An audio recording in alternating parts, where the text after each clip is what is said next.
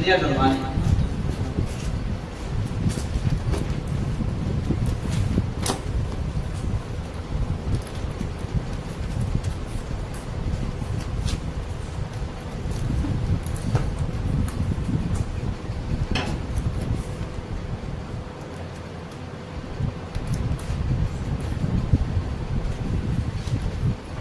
यानी काला जल का जो वाहक है वह सेंट फ्लाई के मुंह और मेरे से बताया जाएगा।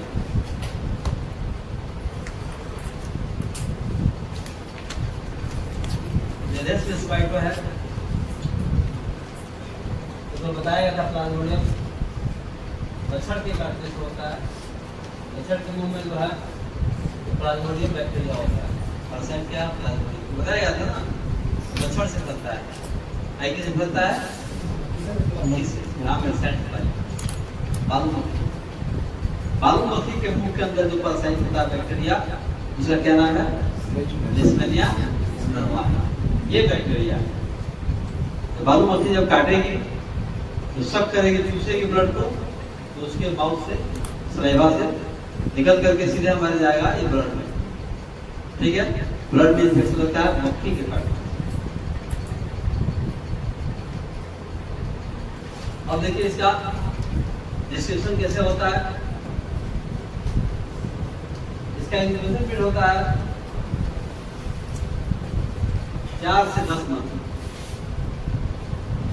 ये ब्लड में चला गया, बुखार आने में लगेगा 4 से 10 मंथ। 4 से 10 मंथ के अंदर जो है ये धीरे धीरे जब अपने ब्लड में जाकर के लिस्मेनिया नर्वानी जो अपना संख्या बढ़ा देगा, नहीं सीधे जाता है स्प्लीन में, वहाँ अपनी संख्या बढ़ाता है। बढ़ाने के बाद तब सिम्टम आता है। ठीक है, जब पूरी संख्या बढ़ जाएगी तो इसका सिम्टम आना शुरू करेगा। इसीलिए इसका इंक्यूबेशन पीरियड होता है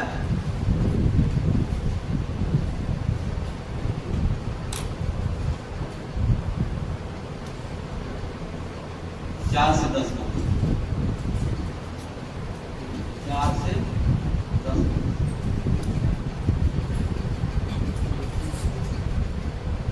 इसका क्लिनिकल फीचर जो होता है आपकी क्लिनिक में आएगा।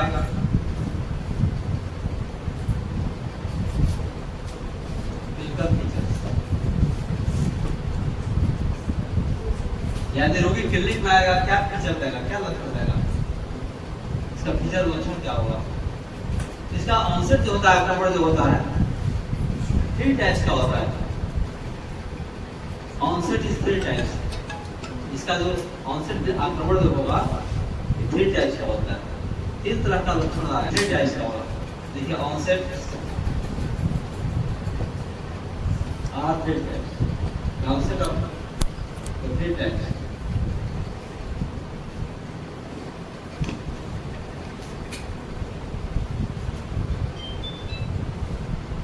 ऑनसेट इसका होता है आक्रमण। इसका 3 तरह का होता है, 3 टाइप्स का इसका होता है। पहला हुआ टाइफाइड टाइप। पहला इसका देखिए टाइफाइड टाइप लगेगा, टाइफाइड बुखार है, सिम्टम देगा टाइफाइड बुखार का। नहीं, इसमें बुखार टाइफाइड में देखते हैं लगातार बना रहता है, नहीं, इसीलिए टाइफाइड को हम बोलते हैं intermittent fever. Remittent fever, fever का टाइप होता है ना, इंटरमिटेंट और रेमिटेंट। तो फीवर जो होगा टाइफाइड का क्या होता है? रेमिटेंट, लगता रहेगा उसको। टाइप है इसमें, टाइफाइड का फीवर लगता रहता है। इसका एक बुखार हमेशा लगता रहेगा, टूटेगा नहीं। लगभग 4 से 6 सप्ताह बुखार टूटेगा ही। इसको हम लिखेंगे टाइफाइड टाइप में तो हाई रेमिटेंट। इंटरमिटेंट किस होता है? रह कर आने वाला बुखार। रेमिटेंट किस होता है? लगातार। तो टाइफाइड का बुखार कैसा होता है? रेमिटेंट होता है, लगातार रहता है। नहीं, अकॉर्डिंग टू डे चढ़ता है, अकॉर्डिंग टू नाइट घटता है। लेकिन ये टाइफाइड टाइप का फीवर होगा इसमें भी क्या होगा, टेम्परेचर जो 3 से 6 वीक्स जो है कंटिन्यूस बना रहेगा।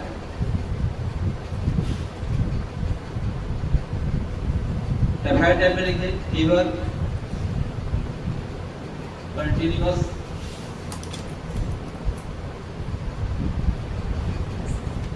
3 to 6 weeks, 3 to 6 weeks।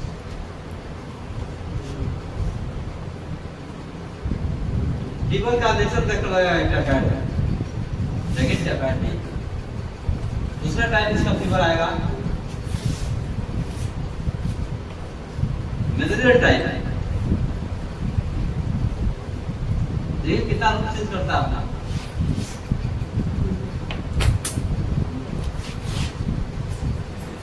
Malaria type में फीवर होगा, वो राइगर लेकर के कफ लेकर के बुखार आएगा, लगेगा मलेरिया, लेकिन मलेरिया है नहीं, है ना। मलेरिया टाइप फीवर जैसे का लक्षण बताया मलेरिया का, पूरा राइगर लेकर के नहीं कपकपी होकर के ठंडा लग के बुखार आता है, चीनी फीवर वो ठंडे जाएगा उसमें, तो मलेरिया टाइप ही अटैक होता है इसका।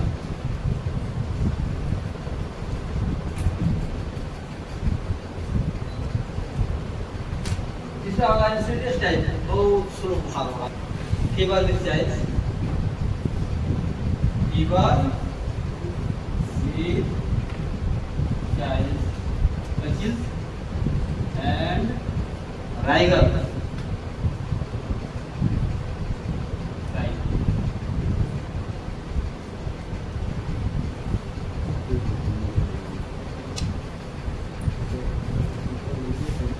comes daily, रोज आएगा, rigor type comes daily, daily बुखार आ जाएगा। मलेरिया में तो अल्टरनेट आएगा ना, 48 ईयर्स 48 मामला दिन नंबर आएगा या बहुत तरह का आएगा, लेकिन ये आएगा तो डेली आएगा। डेली आएगा तो मलेरिया नहीं है, दूसरा बीमारी है। डेली आ जाता है तो मलेरिया नहीं है। दिमाग लगाएंगे मलेरिया फीवर डेली नहीं होता है, तो कोई ना कोई बात। तीसरा लिखिए Insidious, slow fever. Insidious slow, समझ में नहीं आएगा बुखार होगा, रोटी खाएगा, पिएगा, घूमेगा, सब करेगा, है धीरे धीरे वो वीक होते जाएगा। लेकिन एस्पिरिन का डेवलपमेंट बहुत तेजी से होता है, इंसिडियस नहीं पूरा होता है। एस्पिरिन और लीवर बढ़ेगा, लेकिन एस्पिरिन का डेवलपमेंट लीवर के डेवलपमेंट से 2.5 गुना ज्यादा होता है। और लीवर 1 सेंटीमीटर बढ़ेगा तो एस्पिरिन 2.5 सेंटीमीटर बढ़ेगा। लीवर अगर मान लीजिए 5 सेंटीमीटर बढ़ गया तो बढ़ जाएगा 12.5 सेंटीमीटर। यानी लीवर और एस्पिरिन का जो डेवलपमेंट होगा कालाजाल में, तो एस्पिरिन 2.5 गुना ज्यादा बढ़ता है। ठीक है, एस्पिरिन कहाँ है? एस्पिरिन आपके एस्टोमक के भुजन में।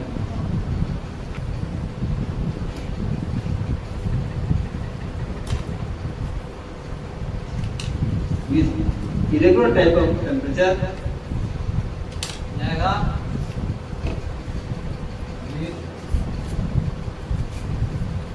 irregular type of temperature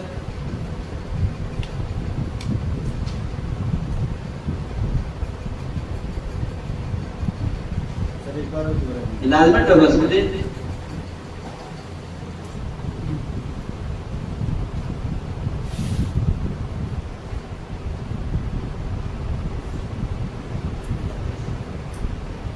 and liver.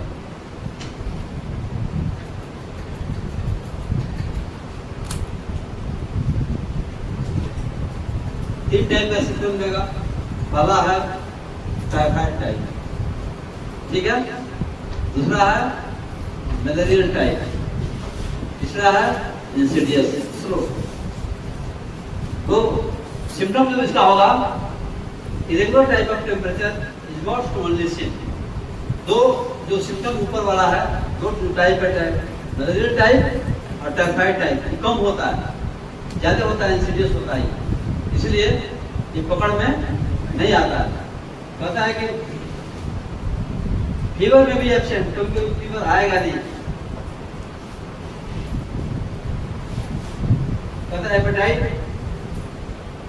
Remains undisturbed, भूख भी अनडिस्टर्ब उसका होगा, खाना वाना खाते रहेगा, काम वाम करते रहेगा, समझ में नहीं आएगा, रोगी धीरे धीरे कमजोर होगा।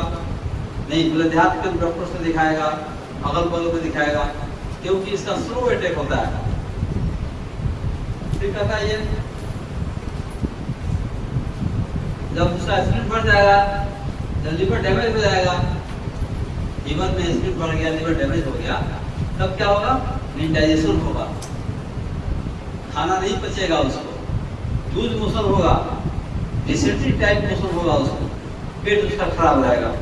इसके बाद पेट जब खराब होगा तो इमिशिएशन होगा, उसका बॉडी जो है इमिशिएट करेगा, कमजोर होगा, बॉडी गलेगा, दुबला होगा पेशेंट धीरे धीरे। कहता है रेस्पिरेटरी सिम्टम्स, उसको खांसी होगी, नहीं खांसी नहीं ठीक होगी उसकी, धीरे धीरे इसका इन्फेक्शन जो है नहीं चेस्ट पे पहुंचेगा। और पता है कॉन्स्टिट्यूशनल सिम्टम में वीकनेस, लेथर्जी में सुस्ती, और समटाइम्स पेशेंट में भी बिफोर भी कभी कभी हंसेगा नहीं, कुछ भी रहेगा, कुछ वही नहीं इसको नॉर्मल अपना। लेकिन धीरे धीरे जैसे जैसे बीमारी बढ़ेगी, उसके अंदर सिम्टम उसका बढ़ेगा, वीकनेस होगा काफी, उसको जब लूज मोशन होगा, डिसेंट्री होगा उसको, तो धीरे धीरे वो कमजोर होते जाएगा। और कहता है disturb melanin metabolism, disturb melanin metabolism, melanin जो होता है रंजक जो होता है बॉडी का, वो डिस्टर्ब हो जाएगा, कहीं कहीं जो है सो धापा धापा काला काला हो जाएगा बॉडी में। मेलानिन जो है बॉडी को क्या करता है, कलर प्रदान करता है, पिगमेंटेशन करता है, पिगमेंट। अब पिगमेंटेशन का आपको लीवर का भी बहुत बड़ा रोल है। लीवर अगर डैमेज है तो बॉडी में क्या होगा, पिगमेंटेशन होगा उसका। नहीं कभी कभी आप सफेद का इलाज करते हैं, सफेद का, उसमें लीवर पर जरूर ध्यान दीजिएगा। लीवर अगर डैमेज है, लीवर ठीक नहीं है, तो बॉडी के अंदर पिगमेंट नहीं बनेगा, तो सफेद नहीं होगा। तो लीवर भी क्या करता है, पिगमेंटेशन का बहुत बड़ा एक नहीं कॉज है। लीवर डैमेज में बॉडी का पिगमेंटेशन भी डिस्टर्ब हो जाता है, इसीलिए कहा जाता है बॉडी में काला काला धब्बा पड़ जाता है, होठ काला हो जाएगा, नहीं स्पॉट आ जाएगा काला काला का, इसीलिए इसका नाम काला जाता है। तो काला जादू चूंकि लिवर डिस्टर्ब होता है, आपका किडनी भी डिस्टर्ब हो जाएगा, चेहरे का रंग बदल जाएगा, नहीं स्पॉट स्पॉट आ जाएगा। ठीक होता है, इसकी पहचान ये है ब्लैक पिगमेंट, इस डिजीज को काला जादू, ब्लैक पिगमेंट होता है, काला काला धब्बा पड़ता है, इसलिए इसका नाम काला जादू। पता है हेमरेजिक मैनिफेस्टेशन, और क्या होगा, हेमरेजिक मैनिफेस्टेशन, बहुत जब कमजोरी हो जाएगी, विटामिन लॉस हो जाएगा बॉडी का, तो मुंह से भी, गम से भी, मसूड़ा से भी काफी ब्लीडिंग होगा, काफी बदबू होगी मुंह के अंदर। इसके बाद मिस्टेक्सिस पता करता है, नाक से ब्लड आ जाएगा, नहीं। और मेंदुलिया होगा, फीमेल है तो उसका मेंस जो है बार बार महीना में 2 बार 3 बार होते रहेगा। क्यूटिनियस हेमरेज का मतलब होता है कि स्किन के अंदर जो है ब्लड लीक कर जाएगा, ब्लड पतला हो जाएगा। ड्यू टू हाइपोथ्रोम्बिन, कहता है कि हाइपोथ्रोम्बेनिया, थ्रोम्बिन जो है ब्लड को थक्का जमाता है, थ्रोम्बिन ब्लड को थक्का जमाता है। जब कालाजार होगा तो हाइपोथ्रोम्बिनेमिया हो जाएगा, हाइपोथ्रोम्बिनेमिया, थ्रोम्बिन कम हो जाएगा। हाइपोथ्रोम्बिनेमिया मतलब होता है ब्लड का थ्रोम्बिन का कम होना, जिसको हो जाएगा तो उसका हाइपोथ्रोम्बेनिया, ये हो जाएगा हाइपोथ्रोम्बेनिया, थ्रोम्बेनिया। हाइपो मींस कम, प्रोथ्रोम्बिन ब्लड को थका जाता है ना, हाइपो हो जाएगा, उसकी मात्रा कम हो जाएगी, तो कहीं से ब्लड लीक कर जाएगा। हिसाब से खून आ सकता है, नाक से आ सकता है, मसूड़ा से आ सकता है, कहीं ब्लड लीक कर जाएगा चमड़ा में, नहीं यहाँ लाल हो जाएगा कहीं, यहाँ spleen is in variably enlarged।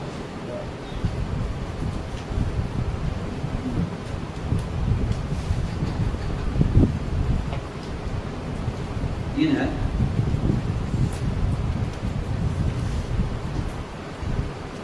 और इसमें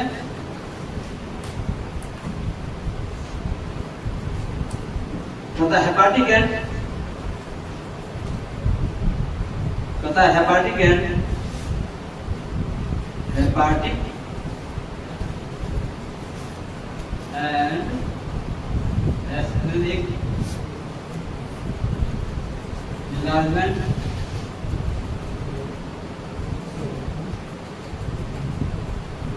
ratio is 1:2।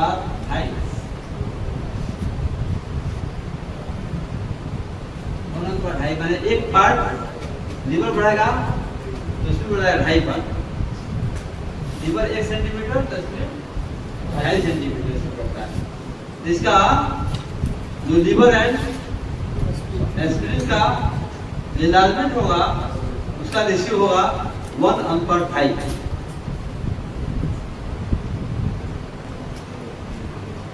इसमें जो है अंत में बहुत वीकनेस हो जाएगा।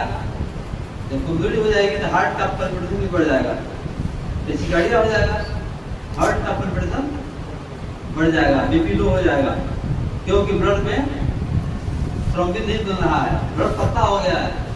बीपी कहाँ से हाई होगा? बीपी डेंगू में भी क्या होता है? बीपी क्या हो जाता है? डेंगू लो हो जाता है, इसमें बीपी लो हो जाएगा। और इस फीवर का टेस्ट करवाएंगे 2-4-10 दिन बाद तो पॉजिटिव नहीं आता नहीं। इसका बोन मैरो टेस्ट करवाएंगे या एल्डिहाइड टेस्ट करवाते हैं ज्यादा, तो 10 दिन बाद में एल्डिहाइड पॉजिटिव नहीं आता है। बहुत क्रोनिक हो जाएगा 3-4 महीना तब एल्डिहाइड इसका पॉजिटिव आता है। ठीक है, सिम्टम से इसको पकड़ा जाता है।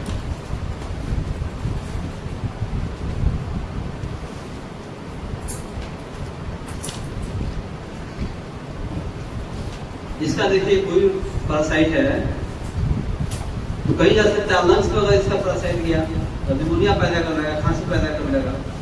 नहीं, स्प्लिन में इसका पैरासाइट रहता है, इसलिए स्प्लिन ज्यादा डेवलप करता है। इसका पैरासाइट कहाँ ग्रुप है? एस्ट्रोसिटिन आपका है, उसमें मिला हुआ है, लेकिन एस्प्लिनोमेगाली का आपका स्पेशल दवाई है, इसको अकेले 10 ड्रॉप। इसके बाद सेस्टिन और लीवर पर जिस दवाई का प्रभाव है वह एस्टेन सीटेन इसमें दीजिएगा आप A1 मरवन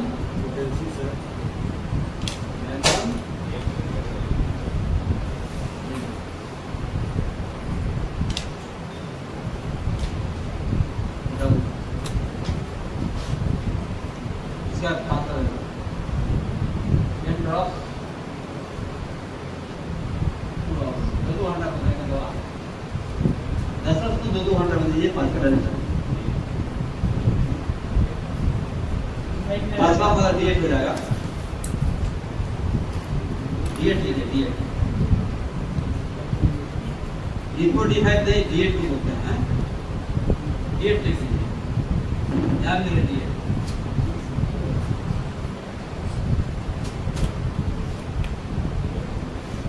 D4 D5 D6 D7 D8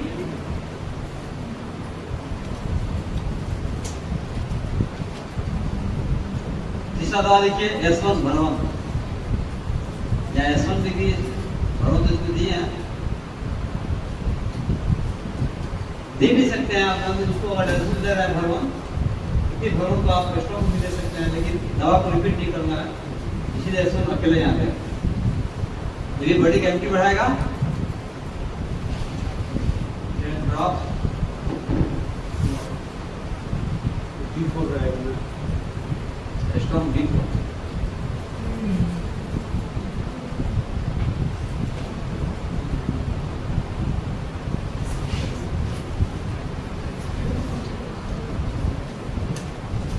दवा दी इसमें बॉल को मारने के लिए दवा है। आप इलेक्ट्रोपैथी में और इंडियन में दीजिए 36 नंबर और 5 नंबर दवाई आपकी फीवर की मां दवाई।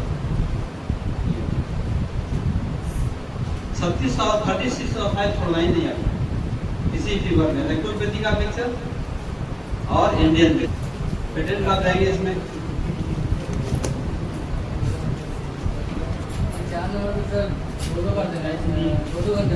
हाँ सब 2 घंटे में लीजिए टैबलेट या सिरप कुछ भी नहीं दोनों है।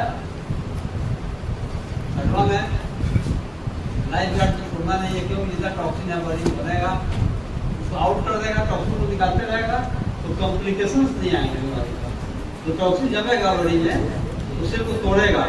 लाइफ गार्ड का काम है टॉक्सिन को आउट कर देना, टॉक्सिन जो है आउट कर देगा। तो टॉक्सिन आउट होते रहेगा तो कॉम्प्लिकेशंस नहीं आएगा, कोई भी ऑर्गन हमारा डैमेज नहीं होगा। सबका लिखिए बायोनाइजर, ये इम्यूनिटी बूस्टर दवाई है। 8वां में लिखिए हेल्ट्रॉन, ये भी इम्यूनिटी बूस्टर है। और एक पूरे पेट पर एक एप्लीकेशन दीजिएगा, लीवर स्प्रे का जो एप्लीकेशन है पूरे पेट लगाने के लिए।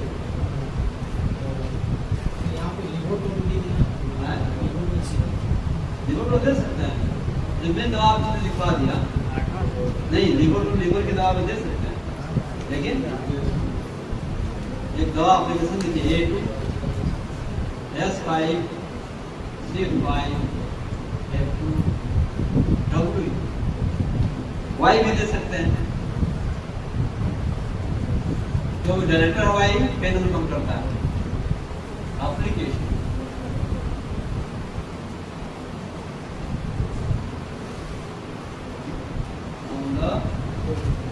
हाइपोक्लोरिक रीजन लिखिए या होल एब्डोमेन लिखिए, होल एब्डोमेन।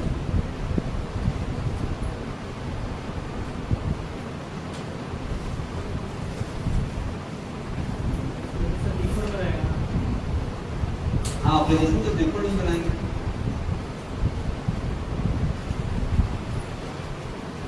दवा पेट पर लगाएंगे A2 S5 C5 F2 WY।